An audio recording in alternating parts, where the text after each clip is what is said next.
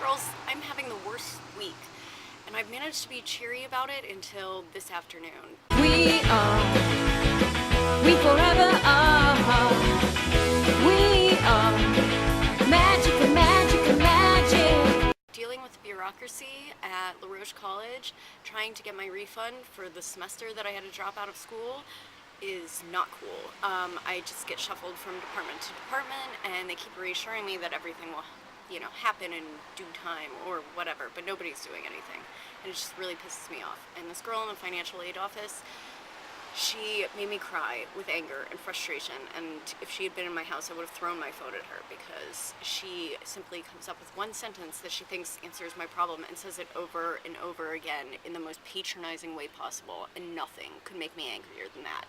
Especially since I've been to her office and I've seen her diploma from Pitt, and she's 3 years younger than me.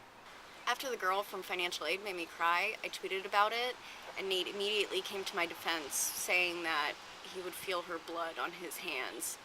I was also taking applications for people who wanted to punch her in the face. Another thing that kind of irked me this week was that this girl wrote a Wizard Rock article. I spent an hour on the phone with her interviewing me, and after all was said and done, she had also interviewed Matt Bufford from DC, John from New York, and various other people, I guess, that she met at the sidewalk show that she went to. The article was kind of not nice. I think it was meant to be like snarky and tongue-in-cheek, but it was just kind of insulting, and I'll have something specific up on the Pedia. I'm going to try to write a reaction to it. I'm trying not to really be hurt by it, but at the same time, I felt like she was really nice to me on the phone and seemed really into the whole idea of the community, and for her to turn around and write something like that just feels kind of like a betrayal. So, I don't know. I mean, I guess that's just the media. What can you do, right? We also found out this week that our car died, and so that really sucks. I mean, we have 2 cars, so it's not a huge deal, but in order for JP to take a bus that doesn't take him like an hour to get downtown, he has to be driven to a bus stop. And so either I can wake up every morning and drive him to the bus stop to have the car and then pick him up as well, or we need a second car for him to drive. And I know that's not a really big problem, but it just, I mean, lots of people don't even have 1 car. So I'm grateful for that, but at the same time, this wasn't an issue until recently, and so that's annoying. Very happy thing this week. I somehow didn't know that they were going to make a season 4 of Tudors. I thought they were just going to end with Anne of Cleves. I don't know why, but they did, and I discovered that there were 3 new episodes this week, so I got to watch 3 episodes.